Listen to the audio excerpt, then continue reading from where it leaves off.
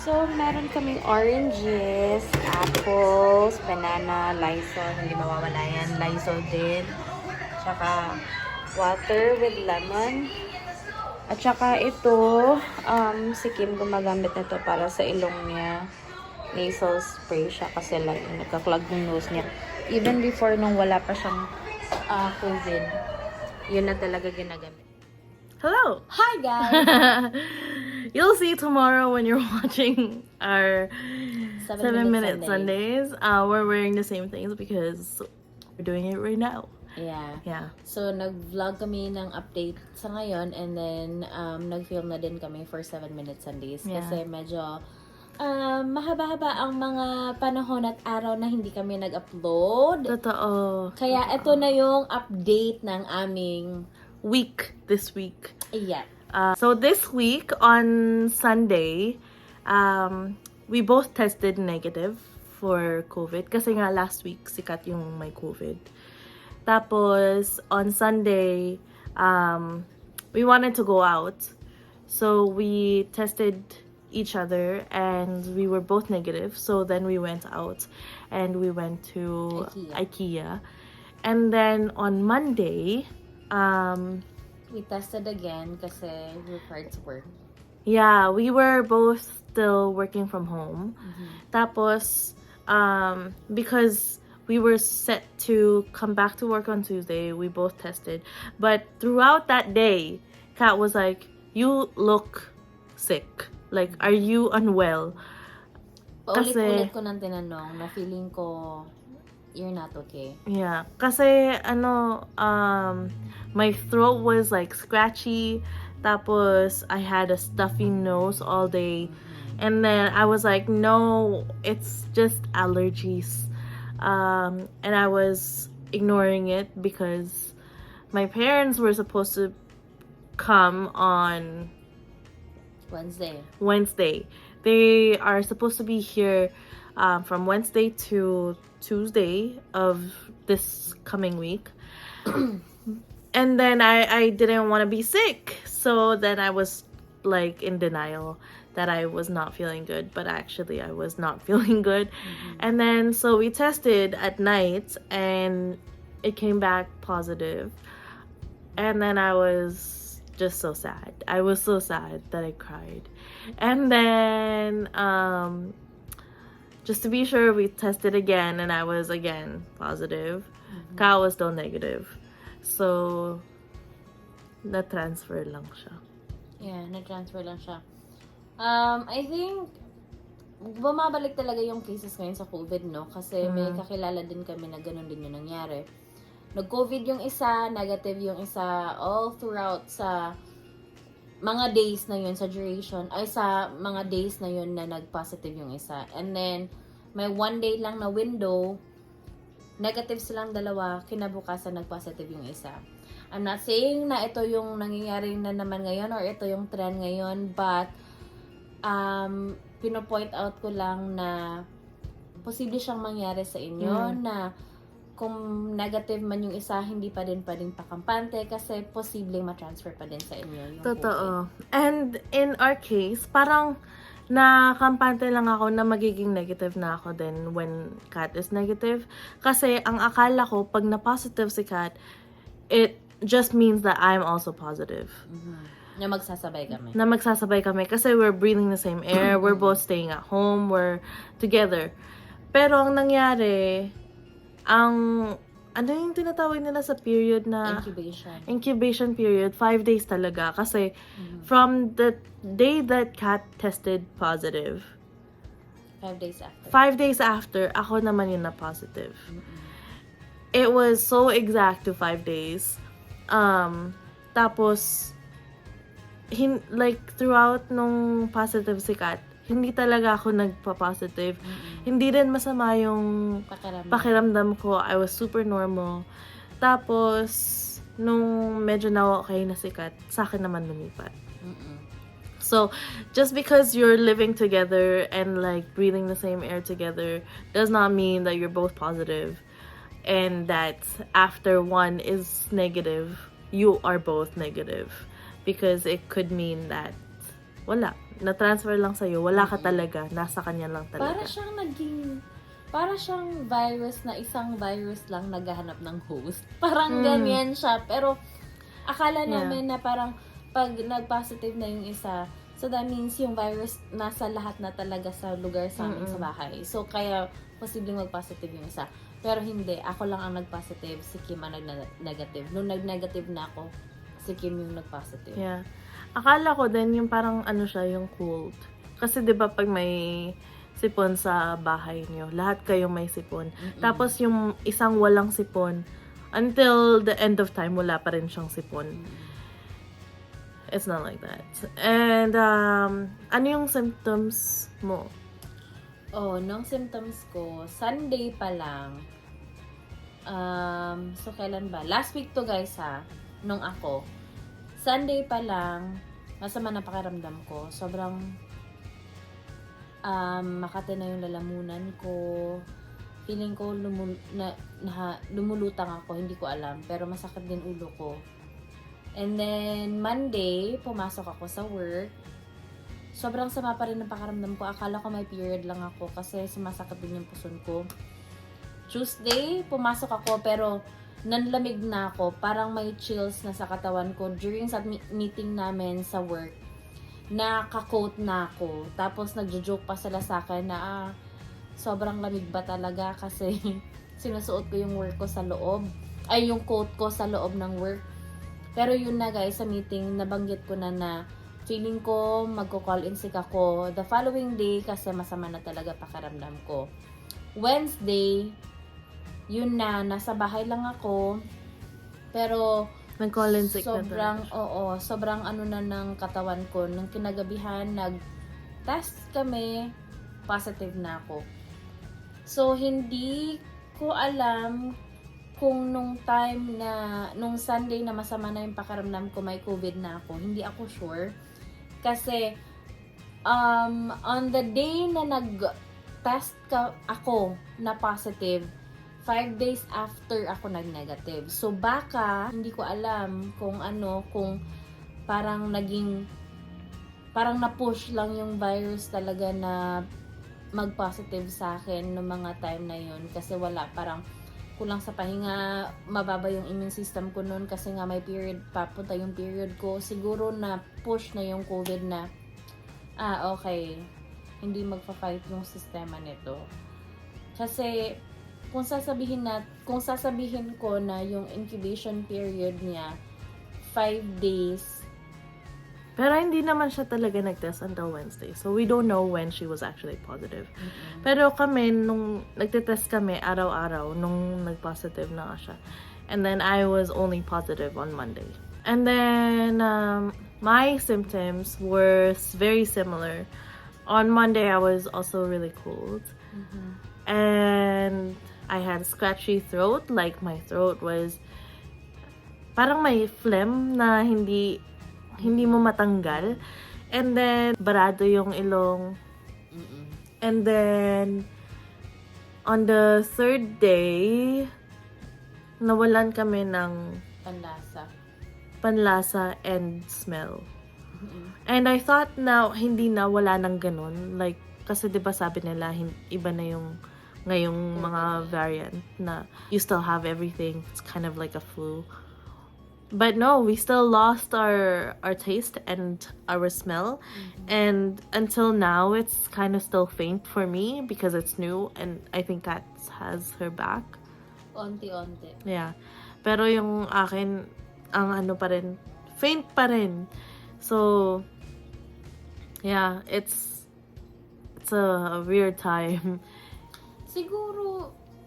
Siguro pwede nating masasabi na dahil siguro sa sipon lang and sobrang congested ng nose namin.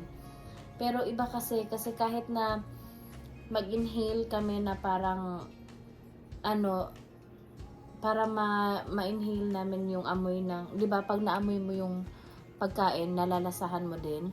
Sa amin kasi hindi, yung parang wala talaga. Guys, it's so weird kasi wala talaga. And you know, even when I had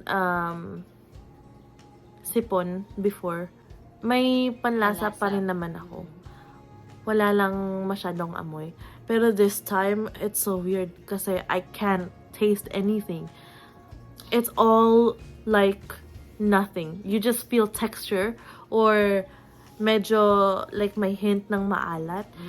It's just a weird sensation. Both of us did not have fever, but we were so tired. Like, iba yung level ng tiredness. Like, nung nag-call in sick ako this week, which was what? Wednesday? I was like death. I don't even remember the entire day because I wasn't really even on my phone. I was just on the couch and I fell in and out of sleep throughout the day. Hello. Ano nangyari sa'yo? Ano nangyari sa'yo? I have COVID. Tulog lang siya. Like, Siguro mas ang hirap. naapektuhan ka nun, no? Kasi, because I never get sick. I don't really get sick. insanan lang magkasakit si Kim. Yeah. Ako kasi nung time na yun, nagtrabaho pa ako, nag-work from home ako. And, nagfa-function pa talaga ako ng super meron lang, may konting puyat lang talaga, ubo sipon. Pero kay Kim, pag tatamaan siya ng sakit, parang yun talaga yun. Kasi minsanan lang siya nagkakasakit. Oh, and then yung mind fog, yung hindi ka talaga makaisip. True. Oh my God, that's until I think yesterday or even today, I was so mind fogged. Like, I was not, I don't know, it's so hard to explain. Parang hindi ka lang talaga makaisip ng maayos. Lutang. Super lutang na parang hindi ka nakatulog ng mga ilang days. You don't know what you're saying or you don't know what you're doing or you keep forgetting what you're doing. I don't know what it is, pero parang I worked on Thursday yesterday and I was like, why is it so hard today? I couldn't understand it. Ganun ka rin ba? Kasi Friday kami nag-film pala nito, guys. Ano ha? ganun ka rin ba? Hindi, nagpa-function pa naman ako. Because I was like looking at the screen, I'm like, remember when I was working, ganun pa din. And, okay, so I deal with numbers every day. Pero so far, nung na-COVID ako, wala naman. Medyo okay naman ako. And then, naliligo pa rin naman ako ng umaga. Ano lang talaga, mabigat lang sa pakiramdam yung ubo pag umuubo ako kasi sobrang hard ang sakit sa chest. yeah, honestly. Kasi parang wala ka namang ibubuga. Oo, wala kang iuubo. And usually pag may ubot sipon ako dati, yung DayQuil na iniinom namin, yun nakakatulong sa akin talaga yun. Pero nung time na yun, my God, 3 days na, 4 days. Ang tigas pa rin sa dito sa pakiramdam ko kasi hindi pa ako nakakaubo ng masyado talaga. Pero yung sipon, heavy na parang Ang sakit na sa mata. totoo na bumili na talaga kami ni Kim ng 6 na boxes ng Kleenex kasi Diyos ko, parang kahit gaano mo pa ibuga lahat sa isang tissue, hindi mo mabubuga kasi feeling mo talaga ang dami pa dito. Minsan nag-perform na dito sa eyes mo na parang Yeah. Yung akin hindi talaga lumalabas. Which I am extra tired these days because I also have not been using my CPAP because I can't breathe. totoo yan. And yeah, so right now we're both sleeping in the living room. Just because Kailangan din namin to prepare the bedroom for when we're both negative. So there's no positive bacteria in there. But so that's our update and our COVID. So yeah, disclaimer. first time namin magka-COVID. Yeah. And yun nga, yung sinabi namin last time na mabigat siya for us kasi although I mean, yun nga, sinasabi ko last time, siguro hindi na siya gaano ka ganyan kabigat na feeling kumpara sa dati kasi nga may vaccines na tayo. Pero mabigat pa rin siya for us kasi for some. Sorry, ang galaw ng ginawa. Yeah. Kung nagtatanong kayo kung ano mga tinitake namin during sa time na eto may COVID, wala. Vitamins lang talaga. Vitamins, enough tulog, water, and then yung DayQuil nga na iniinom namin. Yun din. Yeah, I think the most important is rest. So if you have COVID, you take at least a day to just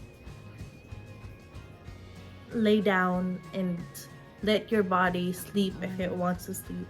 Ito, siguro yung sa akin nung Wednesday na yun, yung nag-call in sick ako, yun na yung flat talaga. Yung kay Kim, yun yung sa'yo. Yung Wednesday din. Ay, Wednesday din pala. Wednesday din pala. Yeah. It's so crazy kasi ang hirap talaga. But also, we were in a fortunate position while having COVID because we were both also still able to work and be at home to work. But there are a lot of people out there who, if they have COVID or if they have to isolate because they're positive, they lose work. So yeah, we're very fortunate that we have accommodations for that. We're very thankful. But yeah, stay like active pa rin na mag-mask everywhere. Not that we weren't wearing masks, we always wear masks. And even to work. And we were tracking like where we would have got it. And our big suspicion was Dua Lipa. But also, we were kind of thinking that it couldn't be Dua Lipa because if Kat got it there, I would have gotten it there too. But I was not sick. And ang bilis ng pangyayari, guys. Kasi tinatry namin i-calculate yung buong pangyayari. Siguro kung masasabi natin na 5 days yung incubation period. Kung Friday ang Dua Lipa, Sunday pa lang ng umaga, wala na, masakit na talaga yung katawan ko. Siguro, posible, hindi namin alam kasi hindi naman talaga namin alam how the virus works. Pero, it could be anywhere, everywhere. Kaya, could just be the germs around and yeah, but always wash our hands, always wear masks, and if we're very careful about that and we got COVID and it was an experience for us, just imagine what it would be like for people who are like completely back to normal, you know? Yeah, so just be careful. Yeah, be careful. Ingat pa rin tayo and still be very considerate sa iba. Kasi, yun nga, even when right now people are slowly going back to normal, there are still people na parang very cautious pa rin sila and very careful kasi may mga kasama sila sa bahay na medyo high risk pa din. Yeah, true. So, ingat pa din tayo. Yan lang muna ang update namin sa ngayon, guys. And siguro magiging normal na naman yung mga vlogs namin next week. Kasi hopefully sana okay na, negative na lahat. Para regular programming ng vlog namin. Thank you all, guys, for watching. Thank you so much sa friends and families namin na nag-check in, yes, na-appreciate namin yun, and sobrang pasasalamat lang namin din na nagka-COVID kami ni Kim na hindi kami mag-isa lang, you know? Na, true. And hindi kami nahirapan. Na magka-COVID kami. So, or like hindi tayo nahirapan huminga or needed to go to the hospital or something. Thank God for vaccines, right? Am I right? So, yes, guys. So yeah, yun lang muna yung update namin sa ngayon. Thank you so much for watching and mag-ingat kayo lagi.